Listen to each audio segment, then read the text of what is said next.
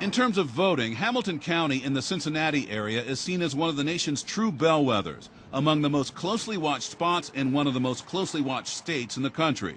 So when authorities there indicated they were either issuing subpoenas or referring the names of about 19 voters to prosecutors for allegedly trying to vote more than once, it got a lot of attention.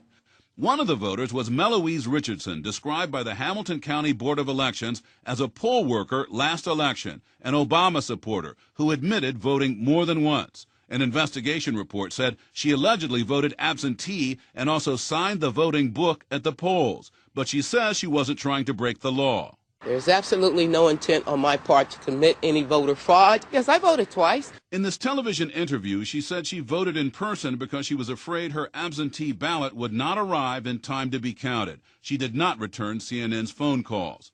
Investigators said Ms. Richardson filled out an absentee ballot for her granddaughter, who allegedly voted in person as well. The report said 3 other absentee ballot requests were made in care of someone named M. Richardson, and all 3 were made for the same address in Ohio.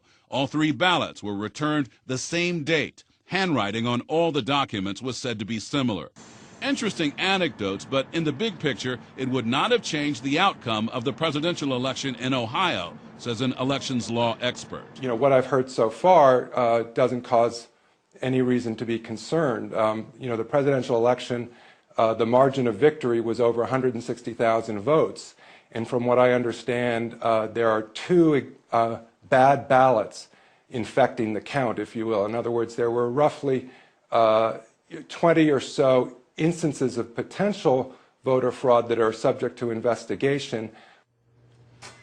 Most of the time, elections officials caught this problem before double votes got counted, but there is a lot we don't know. Out of 19 people who allegedly tried to vote twice, 9 of them apparently got subpoenas, mainly because investigators couldn't get them on the phone to talk about it. Are there any explanations for this, how this could happen? Well, yes, there are potentially innocent explanations. For example, the county took no further action on voters who tried to vote in person because they thought they hadn't put enough postage on their absentee ballots. There's going to be a hearing on Friday to talk about it.